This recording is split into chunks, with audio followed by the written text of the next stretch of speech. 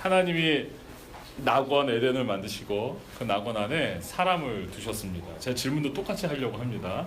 하나님 만드신 첫 번째 사람의 이름이 뭐죠? 아담. 네, 아담이죠. 아담 만드셨죠. 아담을 만드셔서 아담이 참 좋은 낙원에 살았지만 하나님 보시기에 아담 혼자 사는 게 좋았습니까? 안 좋았습니까? 안 좋았어요. 네, 안 좋았어요. 그러니까 혼자 지내는 건 좋은 건 아니에요. 같이 살아야 돼요.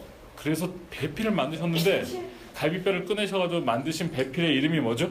하와. 네, 마치 우리가 서로 다 각본을 짠 듯이 이렇게 바로 대답이 나오는. 네. 그 여기 중요한 질문은 에덴 동산에는 그럼 가정이 존재하는데 개인으로 사는 게 아니라 한 가정을 하나님이 낙원 안에 두시는 것이 창조의 섭리 안에 보이는 하나님의 계획이잖아요. 하나님이 가정을 두셨는데 이 가정은 특징이 있는데 남편과 아내로 구성된 가정이고요. 이 가정에 자녀가 있었을까요? 없었을까요? 없었어요. 네, 이렇게 답이 금방금방 나오는데 최소한 에덴 동산에서 범죄하여 인간이 에덴을 잃어버리기 전까지 자녀를 낳았다는 기록은 없습니다. 성경에 언급이 없어요. 그런 걸 보면 낙원의 남편과 아내로 구성된 가장 기본적인 가정, 하나님이 낙원을 만드시고 거기에 사람을 두신 것으로만 이야기하고 끝날 일이 아니라 하나님이 낙원을 만드시고 거기에 무엇을 넣으셨어요? 가정을 허락하셨어요. 이 가정은 가장 단순하고 가장 기본적인 구조로 되어 있는 남편과 아내로 되어 있는 가정이에요. 여러분 여기까지 우리가 함께 살폈다면 많은 분들이 여기서 공감하실 거예요. 아 그래 맞아. 아이들이 있기 시작하면서부터 에덴이 아니지. 막 이런 마음이 드셨을 수도 있어요. 네. 그래서 굉장히 강력한 학설이 하나 등장하는데 인간이 범죄한 이후에 하나님이 뭐라고 말씀하시냐면 출산의 고통이 시작된다고 말씀하시거든요. 그럼 여기에 굉장히 중요한 질문이 하나 생겨요. 사람이 부모가 되어서 자녀를 출산하고 그 자녀를 양육하고 자녀를 키워내는 이 과정은 그러면 출산의 고통부터 시작해서 육아의 고생, 그리고 양육하기 위해서 남자들은 열심히 밖에 나가 땀을 흘려 일을 해야 하는, 이제는 더 이상 아담에게도 하나님 말씀하신 것처럼 땅이 소산을 우리에게 스스로 주지 아니하고 우리가 구슬땀을 흘려야지만 간신히 먹고 사는 수준의 그런 삶을 살게 된 것 자체가 이건 엄청난 형벌인 건 맞는데, 그럼 여기 질문이 생겨요. 부모와 자녀의 관계 안에서 가정이 시작되어서 이렇게 다시 확대되어지는 것은 인간의 범죄로 말미암는 죄악된 모습일까요? 어떻게 생각하세요? 여기에서 이제 우리 예습했던 진도가 아니라서 다들 조용해지시죠. 네. 자녀가 가정 안에 있어서 우리가 어렸을 때 다 자녀로 사셨잖아요. 그렇죠? 부모가 자녀를 양육하는 이런 구조가 사람들 가정 안에서 계속 세대와 세대를 이어서 계속 이어져 오고 있는데, 최소한 이건 말할 수 있잖아요. 여러분 지금 이 자리에 있는 모든 분들은 여러분 스스로 태어난 분이 아무도 없어요. 여기 계신 모든 분들은 다 부모님이 있는 거예요. 최소한. 그렇죠? 아버지와 어머니가 있으니까 이 자리에 있는 거예요. 하나님이 그렇게 우리가 이 세상에 존재하도록 만드셨어요. 이 구조는 에덴이 갖고 있었던 구조가 아니고 죄악된 것일까요? 여러분 왠지 그건 아닌 것 같죠? 네.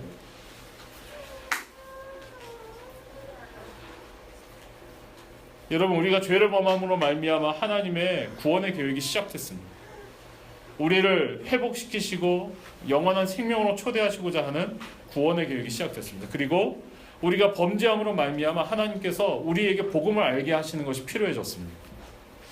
저는 확신하기는 크리스찬 가정에서 우리가 부모로 살아가면서 자녀를 출산하고 양육하는 이 과정이 굉장히 복음에 합당한 설명할 수 있는, 복음을 설명하기에 합당한 굉장히 중요한 과정이라고 생각합니다. 이것이 단순히 인간이 범죄했으니까 출산의 고통을 겪어 그 죄의 대가를 받아 이런 이야기가 아니라, 저는 확신하기는 사람이 결혼해서, 남자와 여자가 사랑해서 결혼해서 자녀를 출산하고 출산한 자녀를 정말 아름답게 길러내는 이 과정이 사람이 복음을 이해하는 굉장히 중요한 통로가 된다는 것을 이야기하고 나누고 싶습니다. 이건 굉장히 중요한 이야기예요. 이것은 우리를 향한 형벌이 아니라 너 고생 좀 해봐, 너 애 좀 먹어봐, 너 나쁜 짓 했으니까 벌 받아야 돼 라고 해서 주어지는 고생, 눈물, 한숨이 아니고, 이 과정은 우리가 복음을 이해하는 굉장히 중요한 재료라는 거예요. 통로라는 거예요. 복음으로 접근해가는 굉장히 중요한 근거가 될 수 있다고 얘기할 수 있습니다. 그래서 크리스찬 가정은 복음으로 말미암아 하나님 앞에서 다시 새롭게 자신들의 가정을 해석하고, 내가 그 속에서 가족 되어지는 것을 다시 이해하고 복음을 향해 가족 전체가 나아가야 할 필요가 있습니다. 근데 이 가정이 이렇게 구성되어져서 시작되었지만 이 가정이 여전히 무엇의 영향력 안에 있습니까? 죄의 영향력 안에 있어요. 그래서 마치 가족이 형벌처럼 느껴질 수도 있어요. 관계 안에 고통과 아픔을 겪을 때에는 이것이 너무너무 고통스럽고 힘들 수도 있어요. 죄의 영향력 안에 있기 때문에 하나님이 원래 설계하신 설계가 아니에요. 그래서 그러한 아픔, 그러한 고통, 그러한 통제와 그러한 좋지 않은 관계 속에서 우리가 가정 안에 함께 어우러져 지내다 보면 반드시 이 안에선 우리가 하나님의 복음을 회복해야 되겠다는 굉장히 절실한 필요를 느끼게 됩니다. 세상은 이 필요의 인식에 대한 개념이 없어요. 그래서 세상 사람들은 그냥 주어진 대로 올바르고 착한 삶을 살아야 된다고 얘기합니다. 근데 그것만으로는 충분하지 않아요. 이 안에는 굉장히 숨겨진 중요한 비밀이 있는데, 하나님이 원래 가정을 이렇게 만들지 않으셨다는 것, 가정이 기능해야 되는 것이 굉장히 복음적이라는 것을 우리는 이해해야 정말 좋은 가족이 되어줄 수 있습니다. 여러분, 특별히 그 관계 안에서 부모와 자녀의 관계를 얘기할 수 있습니다. 오늘 우리 회중 안에는, 우리 모임 안에는 부모이면서 자녀이신 분도 있고 자녀이신 분들도 있습니다. 근데 여러분, 제가 보기에는 머지않아 그리 오래되지 않은 시간 안에 여러분 모두가 다 부모가 되어주실 거라고 믿고, 네, 그렇게 확실하게 믿고, 네, 분명히 그럴 겁니다. 네. 그런 일이 있기 전에, 내가 부모가 되기 전에 부모가 무엇인지, 자녀가 무엇인지, 자녀로서 나는 어떤 삶을 살아야 되는지 나누는 것이 필요하다고 생각합니다. 성경적인 이야기들을 같이 나누는 것이 필요합니다. 오늘 말씀 다 읽으셨는데 우리 다시 한번 좀 앞으로 돌아가서 한 번만 더 읽어볼까요? 하나님의 말씀 한번 읽어보겠습니다. 시작. 네, 아버지와 어머니를 공경하라. 이것은 약속이 있는 첫 계명이니 이로써 내가 잘되고 땅에서 장수하리라. 물론 지난주에 우리가 뭘 먼저, 사실은 이 구절이 먼저 나오고 이 다음에 나오는 구절을 저희가 먼저 살폈어요. 이 다음에 어떤 구절이 나오냐면 내 자녀를 노엽게 하지 말라. 이걸 지난주에 나눴어요. 네. 자녀와 관계를 맺을 때 부모가 조심해야 되는 것은 자녀를 노엽게 하지 않는 것, 이것을 약속했습니다. 한 주간 우리 자녀들에게 물어봐야 되는데 노여웠던 적은 없나요? 노여웠던 적 없어요? 엄마 아빠 때문에 화난 적 없어요? 예겸이 화난 적 없어요? 아, 네, 웃고만 있습니다 지금. 네, 별로 없다는 거겠죠? 네. 네. 우리 하영이는 화난 적 없어요? 네, 끄떡끄떡. 네, 좋습니다. 네.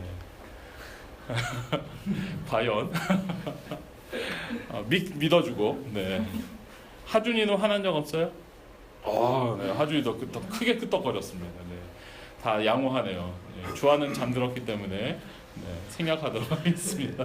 네. 오늘 그보다 먼저 주어져 있는 명령이에요. 먼저 주어져 있는, 자녀들로서 우리 다시 한번 읽었는데요. 뭐라고 여기 분명히 기록되어 있냐면 내 아버지와 어머니를 공경하라. 근데 오늘 말씀해 보니까 이 버전이 제가 본 버전하고 조금 다른데요. 버전이 어떻게 기록되어 있냐면 너는 주 안에서 아버지와 어머니를 공경하라. 이것이 옳으니라. 이렇게 되어 있어요. 네, 이것이 옳으니라. 그래서 오늘 이 말씀을 이해할 때 굉장히 중요한 첫 번째 단서는 주 안에서예요. 주 안에서. 너는 주 안에서 내 아버지와 어머니를 공경하라. 주 안에서를 이야기하면 많은 분들이 뭐라고 이해를 하냐면, 크리스찬으로서 우리가 부모님이 하는 이야기가 성경적인 근거와 일치되면 순종하고 일치되지 않으면 거절해도 되는 거구나, 이렇게 이해하는 분들이 있어요. 제가 주일학교를 다닐 때만 해도 주일학교 선생님이 뭐라고 가르치셨냐면, 형준아, 아버지 어머니가 성경적으로 옳지 않은 것들을 뭐 주일날 교회 가지 마, 뭐 이런 것들, 네, 주일날 사 먹어, 막 이런 거. 저희 때는 사 먹는 게 안 됐었어요. 주일날 뭐 학원 가야 돼, 이런 거는 아닙니다라고 할 수 있어야 돼. 왜냐하면 주 안에서 순종하라고 그랬으니까. 이렇게 선생님이 가르치셨어요. 그래서 저는 정말로 그래야 되는 줄 알고 주일날, 우리 집은 뭐 그렇게 그럴 일은 없었지만 저는 안 그랬는데 제 친구한테 너 그런 건 거절해야 돼 라고 강하게 도전을 했어요. 그런데 그 친구가 아버지 어머니한테 학원 특강인가 뭔가를 비싸게 끊어 놓으셨는데 저는 안 가요 그러면서 제 이름을 팔면서 그러면 안 된다고 그랬다고 그러다가 엄청나게 혼난 적이 있어요. 그래서 제가 전도에서 같이 교회 다니던 친구인데 그 친구가 저를 얼마나 원망했는지 몰라요. 너 그렇게 하는 게 맞다며 말하면서. 여러분, 어떤 말이 주 안에서 공경하라는 말은 어떤 말일까요? 제가 헬라어 원어를 찾아보니까 주 안에서가 어디와 어디 사이에 있냐면 헬라어 원어의 순서는 이렇게 돼 있어요. 한글 성경은 주 안에서 아버지와 어머니를 공경하라, 이것이 옳으니라, 이렇게 되어 있는데 주 안에서가 헬라어 성경에는 내 아버지와 어머니를 공경하라, 이렇게 앞에 나와 있고요. 이 앞에 나와 있는 것이 한 문장으로 딱 떨어지고 그 다음에 이것이 옳으니라가 뒤에 나오는데 이 두 문장을 연결하는 이 연결점에 가로치고 엔 크리스토스, 주 안에서, 그 사이를 이어주고 있어요. 그러면은 이 말은요, 앞문장으로 가져가서 해석을 할 수도 있고 뒷문장으로 가져가서 해석을 할 수도 있는데, 자연스러운 해석은 부모를 공경해라, 그런데 순종해라, 공경해라, 그런데 이것이 옳다라고 이야기하는 이 뒤에다가 붙이는 게 상당히 자연스러운 것 같아요. 주 안에서 이것이 옳은 행동이다, 주 안에서 이것이 바른 것이다 라고 해석할 수 있는 거죠. 그러니까 주 안에서란 말은 우리가 부모를 판단하는 행동의 어떤 이 제한점, 부모를 판단하는 어떤 평가하는 제한점으로서 제시되고 있는 말씀이 아니라, 주 안에서라는 말은 만약 너희가 복음 안에서 살아가고 있는 사람이라면, 주 안에서 살아가고 있는 사람이라면 마땅히 뭐 해야 된다요? 부모에게 순종해라, 이 말이에요. 이게 좀 어려운 얘기일 수도 있어요. 여러분 모두 다 예수님을 아시죠? 다 아시죠? 네. 다 모두 다 예수님을 믿으시죠? 네. 우리가 주님 안에서 살아간다고 믿으시죠? 주님이 우리 안에 거하신다고 고백하시죠? 그렇다면 오늘 성경은 뭐예요? 부모에게 순종해라 예요. 부모의 좀 가르침이 마음에 안 들더라도, 때로는 부모님이 예수 안 믿는 부모님이라 할지라도, 때로는 부모님의 가르침이 강압적이고 내 마음에 안 들고 폭력적이고 조금 온전치 못한 모습을 하고 있다 할지라도 뭐예요? 순종. 너희가 예수 믿는 사람이라면, 예수 그리스도 안에 있는 사람이라면 순종해라, 이렇게 받는 게 저는 맞다고 생각합니다. 이건 굉장히 중요한 부분이에요. 저만 이렇게 해석하나? 라고 생각했었는데 루터가 쓴 이 십계명 해석을 보니까, 루터가 제6계명을 설명하면서 5계명을 설명하면서 이 말씀이 5계명에 해당되지 않습니까? 루터도 굉장히 비슷한 견해를 갖고 있더라고요. 신앙이 없는 부모라 할지라도 그 부모의 상황과 부모가 하는 행동과 부모가 하는 말과 부모가 취하는 태도가 어떠하든지 육신의 부모는 모든 크리스찬들에게 주신 하나님의 특별한 존재다. 사람의 어떠한 사람도 그 사람의 모습 그 자체로 높고 낮은 것이 없는데 유일하게 부모만 너희에겐 조금 특별하고 다른 존재다. 뭐 이런 이야기들을 굉장히 길게 아주 엄격하게 부모에게 순종하지 않는 것이 크리스찬에 있어서 얼마나 무서운 잘못인지에 대해서 계속해서 강조하고 있다. 여러분 여기서 질문이 한 가지 있습니다. 주 안에서 여러분 정말로 부모님께 순종하는 분들이십니까? 순종하려고 애쓰십니까? 애쓰다가 지치셨습니까? 주 안에서 저는 성경을 있는 그대로 풀어서 얘기해야 되잖아요. 부모가 마음에 들건 들지 않건, 부모가 좋건 좋지 않건, 부모의 상태가 어떠하든지 우리가 받은 명령은 뭐예요? 확인하는 것. 우리가 확인할 수 있는 우리가 받은 명령은 주 안에서 순종하는 것. 순종하라. 우리가 정말 주님 안에 있다면 순종과 공경을 해야 합니다. 성경이 오늘 우리에게 요구하고 있는 말씀 안에서의 명령이 두 가지인데 하나는 순종이고 하나는 공경이에요. 순종은 뭐 하는 거죠? 네. 순종은 그 말을 따라서 하려고 그 말에 응해서 그 얘기한 대로 하려고 애쓰는 거예요. 싫어 또는 난 안 해 뭐 이런 거 안 하고 순종. 근데 여러분 어떤 사람이 부모의 말을 순종하는 사람일까요? 순종. 근데 솔직히 얘기해 보세요. 부모의 말을 다 순종한다면 정말 어려울 수도 있어요. 때로는 어떤 부모들이 따라서는. 근데 오늘 이게 우리에게 명령으로 주어져 있다는 거죠. 순종. 성경은 특별히 구약 성경은 부모에 대한 순종 굉장히 강조합니다. 그래서 잠언을 읽어보면 잠언에는 아이들을 교육하는 수단으로서 회초리까지 허락하고 있습니다. 매를 아끼지 말라고 그랬어요. 가끔 크리스찬 가정들을 보면 저도 굉장히 많은 가정들을 만나고 상담해 보지만 가정들마다 굉장히 성경의 가르침에 충실하게 회초리로 초달하며 아이들을 훈육하는 그런 가정도 보았습니다.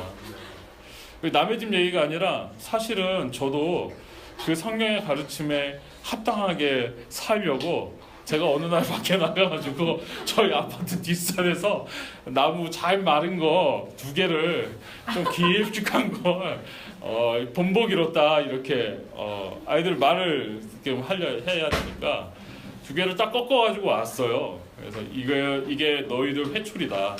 이제 말 안 들으면 이제 맞는다. 맞을 거다. 그리고 회초리를 2개를 꺾어다가 제가 제 책장 높은 데다 이렇게 2개를 딱 올려놨는데 요즘 그게 있을까요? 없을까요? 언제 없어졌는지 모르겠어. 사라졌어. 감쪽같이 사라졌어. 네.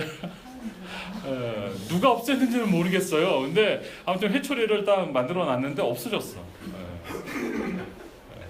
근데 여러분 제가 분명히 말씀드리는데 사실은 아이들을 체벌하려면 손으로 체벌하는 것보다는 회초리가 차라리 낫습니다. 정말로 체벌을 해야 된다면 손으로 맞는 건 정말 안 좋습니다. 회초리가 차라리 난데 회초리로 체벌하는 것도 성경적이지는 않습니다. 체벌은 성경적이지 않아요. 절대로 성경적이지 않습니다. 성경이 체벌하라고 했다니까요. 저한테 그렇게 얘기하실 수도 있지만 그건 자녀들을 양육하는 데 있어서 성경이 용인하고 있는 이 한계가 정말 스펙트럼이 넓다는 걸 얘기하는 것 같아요. 아이들을 바로 세우기 위해서 아이들을 바르게 양육하기 위해서 부모로서 행사할 수 있는 권한은 정말로 마지막 수단까지 다 강구할 수 있도록 성경이 다 허락하고 있다는 거예요. 그런데 체벌까지 폭력으로 아이들을 가르치고 훈육하는 건 옳지는 않습니다. 그건 권장하고 싶지 않습니다. 저는 회초리가 잘 없어졌다고 생각합니다. 어떤 아이가 부모의 말에 순종할까요? 어떤 아이가 부모의 말에 순종할까요? 하영이 의견 있어요? 아니에요? 다 손 들었는데. 어떻게 생각하세요, 여러분? 순종할 수 없는 부모의 말들도 있고, 어떤 말들은 너무 기분이 안 좋고, 어떤 말들은 막 화가 나게 만드는데, 그런 말들을 어떻게 순종할 수 있나요? 저는 이 순종이 정말로 순종이 맞다고 생각하고요. 정말로 참된 순종은요, 하나님이 우리에게 요구하시는 순종하고 닮아 있어야 된다고 생각합니다. 하나님이 우리에게 순종을 요구하실 때 우리를 두들겨 패가지고 끌고 다니면서 순종하라고 말씀하시나요? 가끔. 네. 맞으셨군요. 네. 하나님 우리를 세뇌시키셔가지고 기계적으로 하나님 말에 반응하도록 기계적으로 우리를 바보로 만드시고 멍청하게 만들어가지고 하나밖에 모르도록 만들어서 우리를 순종하게 이끌고 가시나요? 제가 다시 질문해볼게요. 하나님이 우리에게 요구하시는 순종은 비인격적인 순종인가요? 절대로 그렇지 않죠. 하나님이 만약에 정말로 비인격적인 순종을 우리에게 요구하신다면 지금 이 자리 안에는 멀쩡한 몸으로 앉아있을 사람이 한 명도 없어요. 제가 장담할 수 있어요.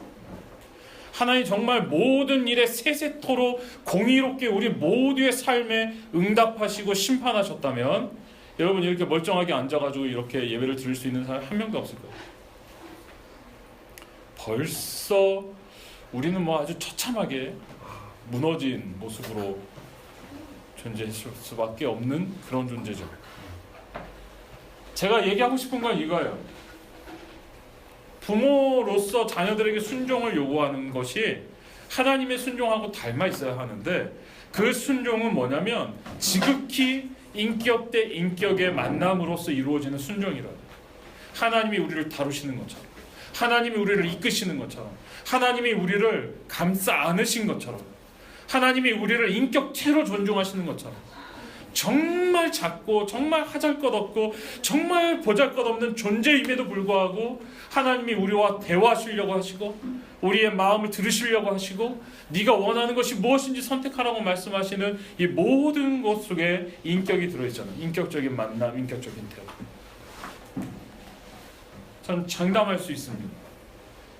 애들은 두들겨 패서 순종하게 만들 수 있는 게 아니라 인격으로 존중하고 그 인격이 잘 세워져서 부모를 깊이 사랑하고 존경하게 될 때 자녀들은 부모의 말을 순종하게 됩니다.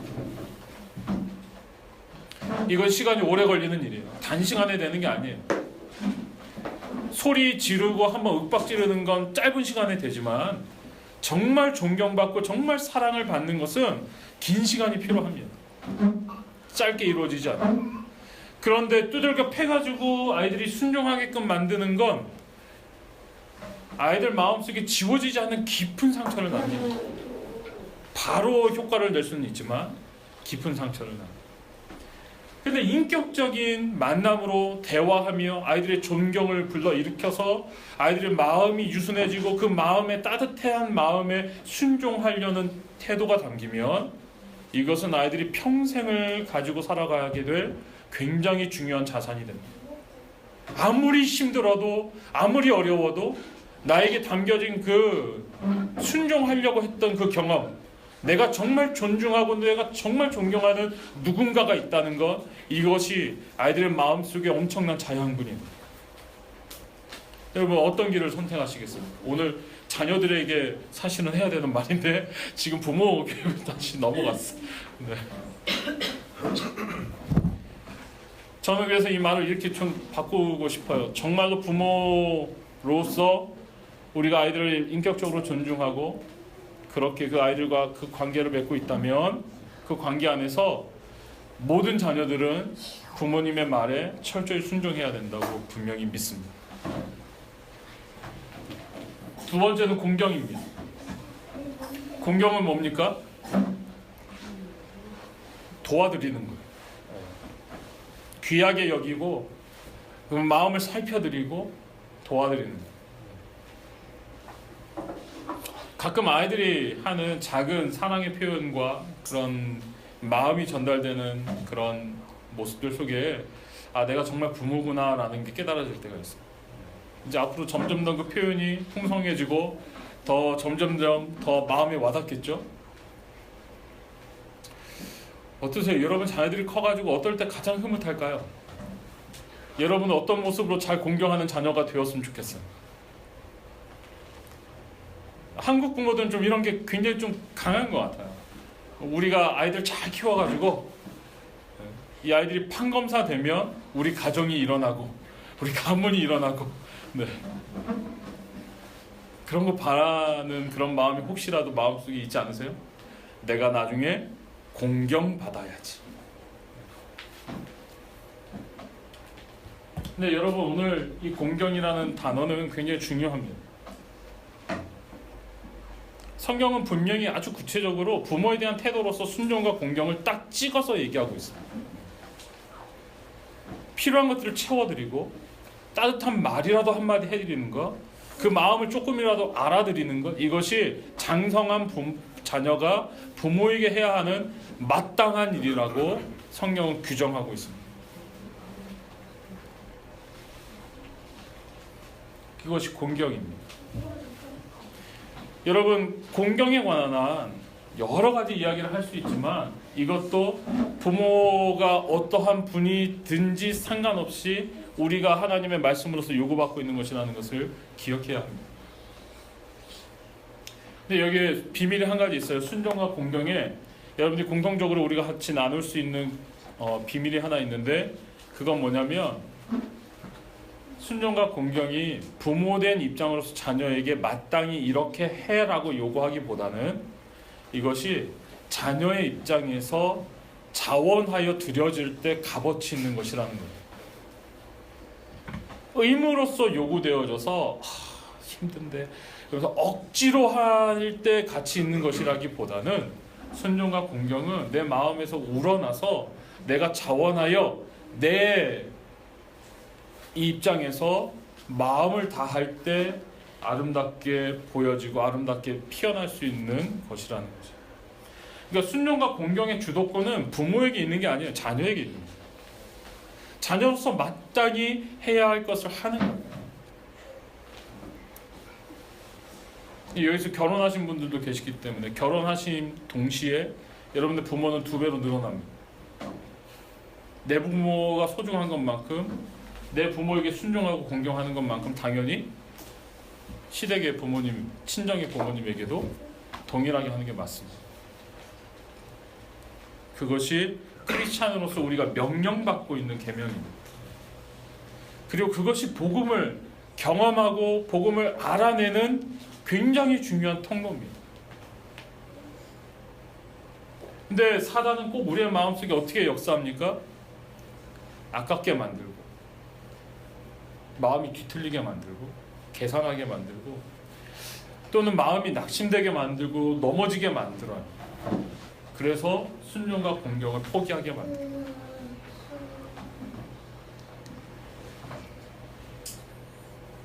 얼만큼 해야 순종하는 거고 얼만큼 해야 공경하는 걸까요? 제가 여기서 정해드릴 수가 없어요. 근데 여러분, 이것이 우리에게 요구되고 있는 굉장히 중요한 계명의 요구라는 거예요.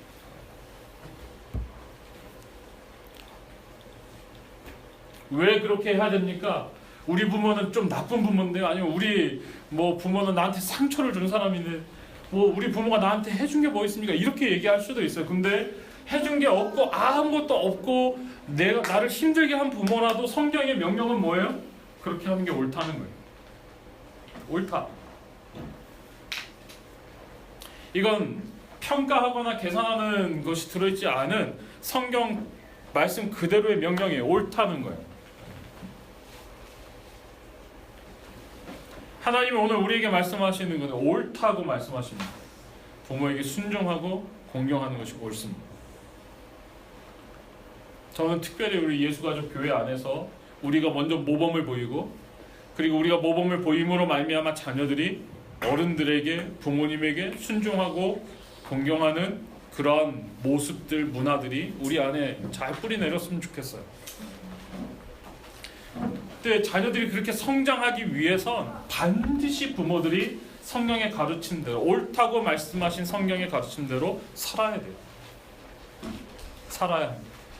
왜냐하면 자녀들은 우리가 말한 걸로 배우지 않고 우리가 산 대로 배우기 때문에 그렇습니다. 뿐만 아니라 말씀 오늘 뭐라고 얘기하고 있냐면 약속에 있는 첫 계명이라고 얘기하고 있습니다. 하나님이 돌판 2개를 주셨는데 돌판 2개 중에 한쪽에 하나님에 대한 것이 써 있고 한쪽에는 사람에 대한 것이 써 있었어요. 근데 사람에 대한 것이 써 있는 맨 윗줄 첫 번째 계명이 뭐였냐면 너는 내 부모를 공경하라. 부모에게 순종하고 공경하는 것이 하나님이 인간에게 요구하신 첫 번째 계명이었어요. 모든 인간관계 안에서 내 이웃을 내 몸과 같이 사랑하라고 말씀하신 그 명령의 가장 구체적인 시행령의 첫 번째예요. 그리고 제가 말을 다 바꾸어서 얘기하면 이렇게 얘기할 수 있어요. 눈에 보이지도 않는 하나님을 눈에 보이는 사람을 사랑하지도 못하는 사람이 어떻게 눈에 보이지 않는 하나님을 사랑하냐고 말할 수 있어. 그렇죠? 이 말은 또 더 가깝게 적용하면 이렇게 얘기할 수 있어요. 피를 나눈 가족도 사랑하지 못하는 사람이 피를 나눈 내게 생명을 허락해준 부모도 순종하고 공경하지 못하는 사람이 어떻게 하나님을 순종하고 공경할 수 있겠냐고 얘기할 수 있어요. 맞습니까? 그러니까 이거는 사실은 동떨어진 얘기가 아니라 하나로 다 이어지는 얘기예요. 전부 이어지는 얘기. 우리는 이게 다 떨어질 수 있다고 생각해요. 왜 이 계명이 중요합니까? 정말로 우리가 하나님을 사랑하는 첫 발자국이기 때문에. 첫 발자국. 정말로 우리가 이웃을 사랑하는 첫 발자국이기 때문에 그래요. 사람들이 굉장히 참 안타까운 아픈 게 뭐냐면 피 한 방울 섞이지 않은 사람들이 도와달라고 그러면 도와주면서 피를 나눈 정도가 아니라 생명을 허락해 주신 분들에게는 아까워요. 인색해. 남남으로 살아가는 사람들 서로에게는 굉장히 친절하고 좋은 말을 쓰면서 가족으로서 하나님이 연결해 주신 가족들에게는 좋은 말 하려고 하지 않아요. 그래도 된다고 생각해요. 나하고 별로 상관없는 사람들이지만 내 이익이 관련된 사람들에게는 선물하고 챙겨주고 관심을 보이면서 내 이익이 걸려있지 않다고 생각하는 가족들의 관계 안에서는 그냥 아무것도 챙기지 않아도 된다고 생각해요. 내가 안 받았으니까 안 주는 게 맞다고 생각해요. 근데 그게 정말로 하나님의 사랑을 아는 복음을 아는 사람의 삶이냐고 성경은 문제제기하고 있는 거예요. 유대인들이 가장 수치스럽게 생각하는 것이 있습니다. 가족 가운데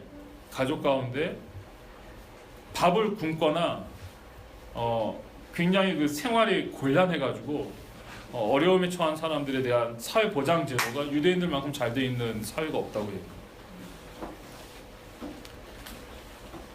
내가 조금 밥 먹고 살면 반드시 가족들을 돌보는 거예요. 밥이 없어서 정말 힘들고 곤란하고 어려움 가운데 있는 가족들을 반드시 돌봐야 된다고 의무를 갖고 살아가는 사람들이에요. 그래서 굉장히 강력한 가족 유대감이 있고 그 안에 가족 경제 공동체를 이루며 살아가고 있는 사람들이 유대인이라고 얘기합니다. 여러분, 이거는 약속이 있는 첫 계명입니다. 하나님 뭐라고 약속하셨냐면 내가 잘되고 땅에서 장수하게 된다고 말씀하고 있습니다.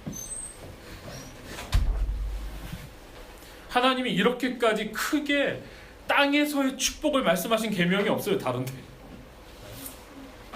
여러분 있으면 한번 저한테 찾아와 주세요. 저 보고 싶어요. 하나님이 직접적으로 내가 땅에서 잘되고 장수한다 이런 축복을 계명하고 연결시켜서 약속하신 계명이 없다고요. 굉장히 놀라운 계명입니다. 자녀로서 부모를 생각하는 게 마땅한 것 같지만 자녀로서 부모의 마음을 맞추고 그 부모의 마음에 순종하는 것이 마땅한 것 같지만 사실은 우리 사회에서 그 마땅한 것이 그렇게 당연하지 않아요. 하나님은 여기에 하나님의 축복의 조건을 거셨습니다. 반드시 우리에게 순종할 것을 말씀하고 계십니다. 룻기를 보면 재미있는 인물이 나옵니다. 나옴이라는 여자가 나오는데 이 나옴이라는 여자는 굉장히 복이 없는 여자입니다. 그는 나름대로 잘 살았는데 잘 살던 베들레헴에 기근이 찾아오니까 이 나오미가 뭐 했습니까? 기근을 피해서 모압 땅으로 가죠. 모압 땅에는 좀 먹을 게 있을까라고 이방인들이 거하는 그 땅으로 이주합니다. 이주하는 곳에서 굉장히 힘든 일들을 겪어요. 2명의 아들이 있고 남편이 있었는데 그 집에 남자들이 다 죽어요. 남편 죽죠, 아들 하나 죽죠, 아들 또 하나 죽죠. 그래서 이 집이 결국 남은 사람들이 나옴이랑 2 자부밖에 안 남았어요. 2 자부는 다 이방 땅에서 얻은 며느리들입니다. 여러분 이게 지금 정상적인 가족으로 보이십니까? 시어머니랑 며느리 둘이 있었다니까요. 여러분 잘 보세요. 시어머니랑 며느리 둘이면 이 가족 구성은 서로 한 방울도 피가 안 섞인 사람들이에요. 그렇죠? 문제 있는 집이에요.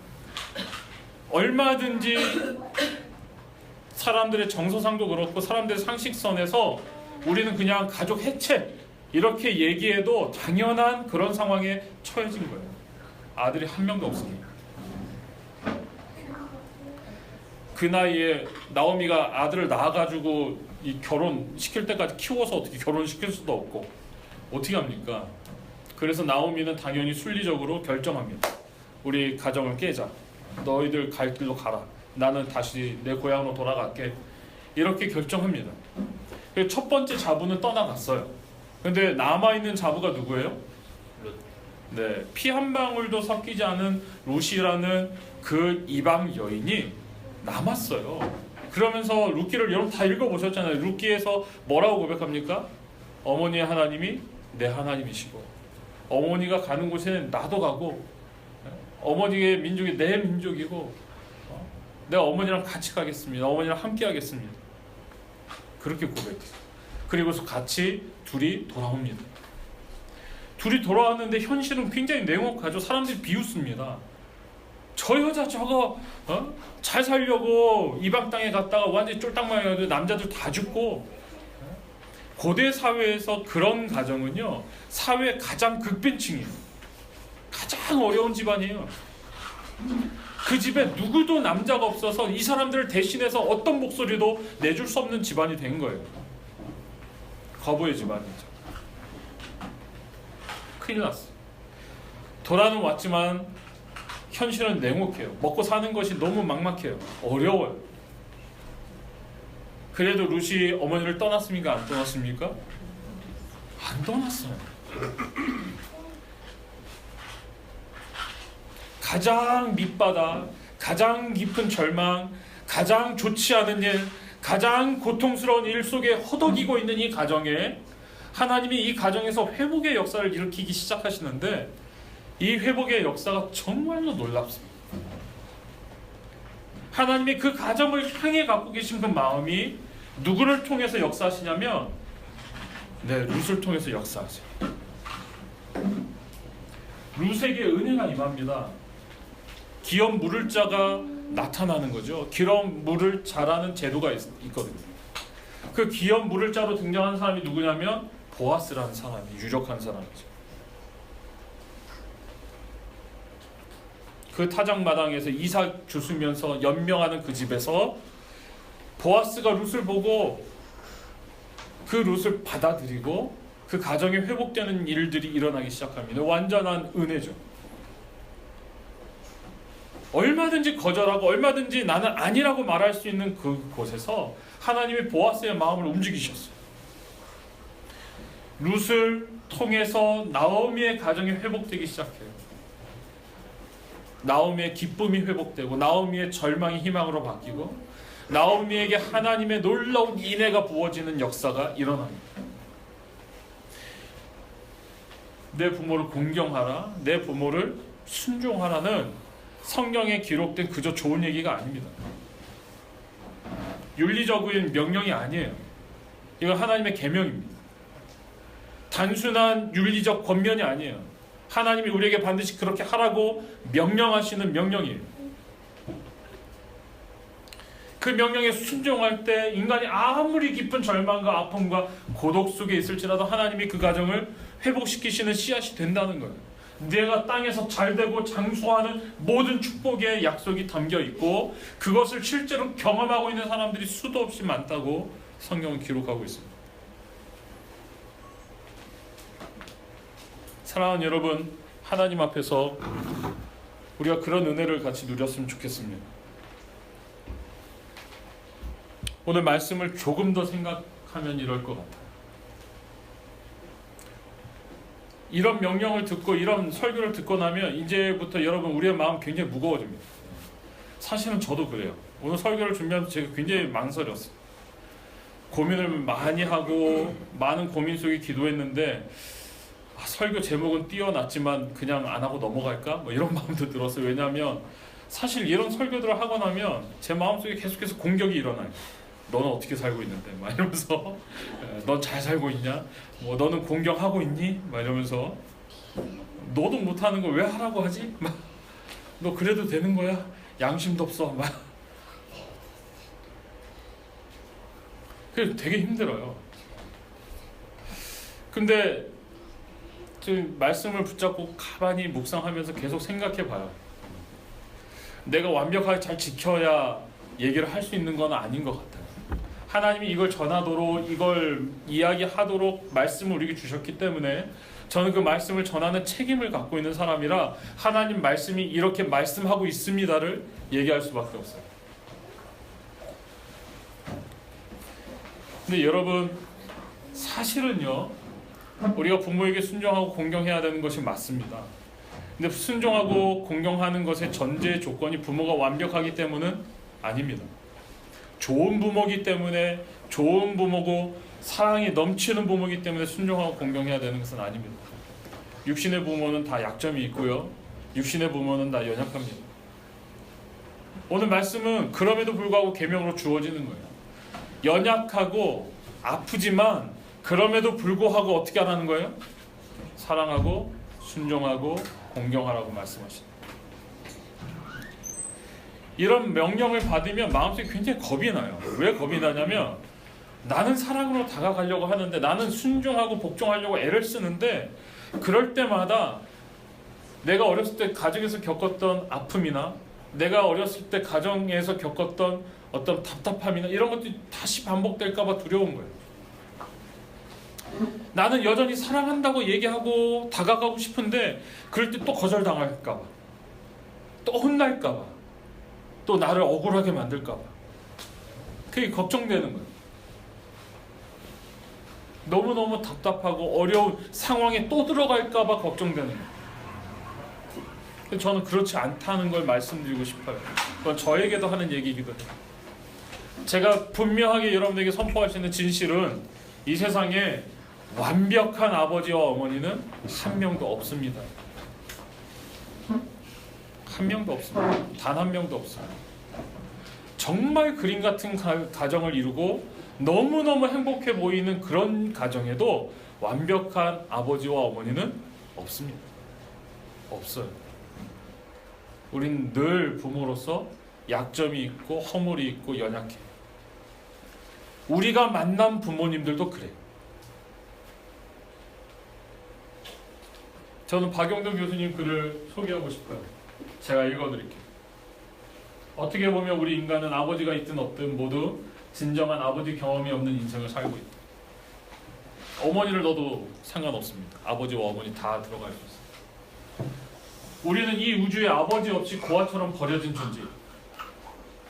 그러기에 사르트르가 말했듯이 우리는 불안과 절망으로 가득 찬 존재. 실제로 우리가 육체의 아버지가 있든 없든 육체의 어머니가 있든 없든 상관없이 모든 인간이 서 있는 시작점은 별로 그렇게 다르지 않다는 거예요. 마치 아버지가 없는 것처럼 어머니가 없는 것처럼 불안하고 절망하고 초조하고 긴장하면서 우리가 우리의 삶을 살아가고 있다는 것이 그것이 우리의 출발점입니다. 이런 인생들에게 하나님이 진정한 아버지로 찾아오셨다는 것이 가장 기쁜 소식 복음이다. 그리스도인의 삶은 진정한 아버지를 만나고 체험하는 삶이다.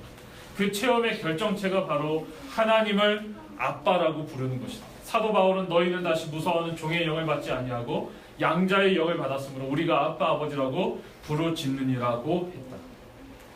이 아빠라는 말 한마디에 복음의 모든 비밀과 은혜가 함축되어 있다.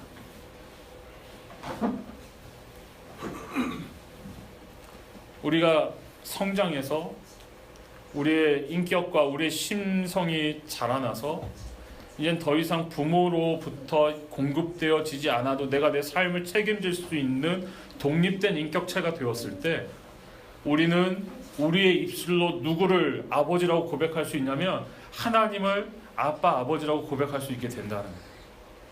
하나님을 아빠 아버지라고 만나는 그 순간부터 우리 안에 채워지지 않았던 사랑에 대한 갈증이 채워지고 우리 안에 채워지지 않았던 존중감이 다시 새로워지고 우리가 우리 안에 잃어버렸던 꿈들을 다시 찾고 우리가 정말 온전한 인간 아버지가 보여줄 수 없는 인간 어머니가 보여줄 수 없는 참된 아버지와 참된 어머니를 만나는 역사가 일어나게 된다는 거예요. 예전에 서러웠던 거, 예전에 한숨 쉬었던 거, 예전에 눈물 흘렸던 거, 예전에 가슴이 아팠던 모든 것들이 하나님 때문에 치유된다는 거예요. 그렇게 치유된 사람이 다시 아버지 어머니를 사랑의 손길로 찾아갈 수 있다, 다가갈 수 있다. 그것이 이루어져야, 그 만남이 이루어져야 더 이상 아버지 어머니에게 상처받지 않고 더 이상 아픔을 되풀이하지 않고 더 이상 한숨 쉬지 않고 그분들이 어떠한 상황이든지 상관없이 내가 마땅히 하나님의 자녀로서 해야 될 순종과 해야 될 공경을 할 수 있다는 거예요. 그래서 정말 중요한 질문은 여기에 있습니다. 우리는 정말 그분을 아버지로, 어머니로, 온전한 아버지로 어머니로 만났는가? 이 질문이 너무너무 중요해요. 저는 오늘 질문을 나누면서 마치려고 합니다. 두 가지 질문이 있는데요. 첫 번째 질문, 우리가 여태까지 계속 말씀을 나누면서 나눴어요. 하나님은 왜 부모와 자녀의 관계를 통해서 복음을 알게 하십니까? 여러분, 부모와 자녀의 관계를 계속해서 묵상하셔야 돼요. 그래야 복음을 더 깊이 이해할 수 있어요. 부모와 자녀 관계만큼 복음을 깊이 이해하도록 우리를 이끄는 통로가 없어요. 이건 굉장히 중요한 복음 이해의 통로입니다. 하나님의 사랑, 하나님의 희생, 하나님의 우리를 향한 계획, 하나님의 온전하심은 우리와 부모의 관계를 깊이 묵상할 때, 비록 온전치 못한 부모라 할지라도 그 부모를 깊이 묵상할 때 그때 깊어질 수 있습니다. 두 번째 질문은 복음을 아는 사람이 부모님께 어떻게 다가갈 수 있는지를 질문하고 있습니다. 여러분, 오늘 우리에게 명령으로서 주어져 있는 순종과 공경을 실천하기 위해서 복음을 아는 사람으로서 어떻게 부모에게 다가갈 수 있습니까? 여러분 아마 다양한 답들이 있으실 거예요. 근데 제가 여러분들에게 말씀드리고 싶은 첫 번째, 이것이 가능하기 위한 첫 번째 답은 독립이에요. 독립. 정서적으로, 영적으로, 경제적으로, 여러분의 감정적으로 부모로부터 온전하게 독립하고 있어야 여러분이 마땅히 부모에게 해야 할 수 있는 사랑, 그 순종과 공경을 할 수 있어요. 그리고 그것 때문에 아파하지 않을 수 있어요. 근데 독립되어 있지 않으면요, 이 순종과 공경이 부모의 기준에 맞춰져 있기 때문에 늘 해도 끝이 없고, 해도 상처받고, 해도 모자란 것 같고, 해도 공격받고, 해도 나는 나쁜 사람 같고, 이렇게 되는 거예요. 이건 굉장히 중요한 얘기입니다. 독립해야 됩니다.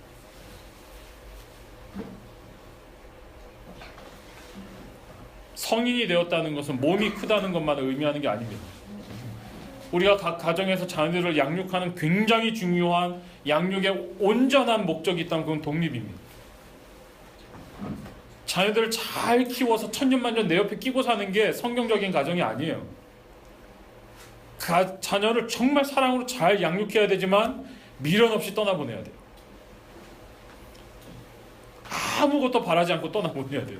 이게 성경적인 가정이에요. 그걸 할 수 없으면 안 돼요. 그걸 잘하는 가정이 양육을 잘한 가정이에요. 어떻게 우리가 부모를 순종하고 부모를 공경합니까? 제가 아까 이 두 가지를 이야기하면서 공통점이 있다고 얘기했잖아요. 이것이 부모의 입장에서의 요구가 아니라 자녀가 부모에게 드려야 한 자녀의 입장에서의 요구되어지는 덕목이에요. 계명이에요. 이걸 건강하게 부모님께 드리려면 그 사람은 뭐 하는 사람이어야 되냐면 독립적인 성인이어야 돼요. 독립된 사람이에요. 그렇게 독립적인 사람으로 잘 자라난 사람이에요.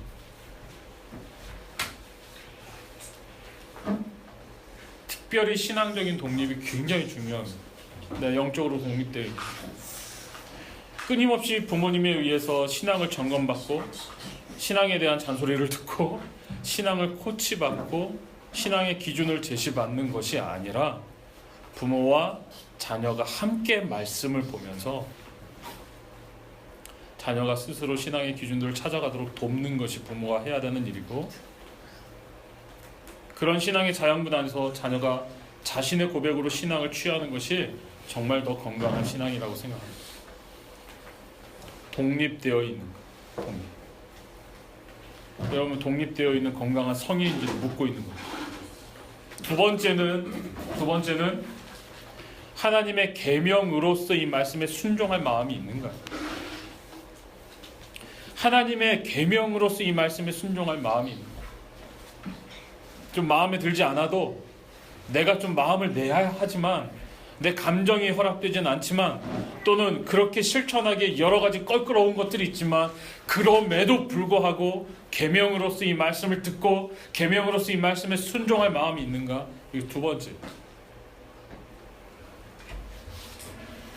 복음을 아는 사람이 부모님께 다가가기 위한 두 번째. 계명으로 이 말씀을 들으라는 거예요.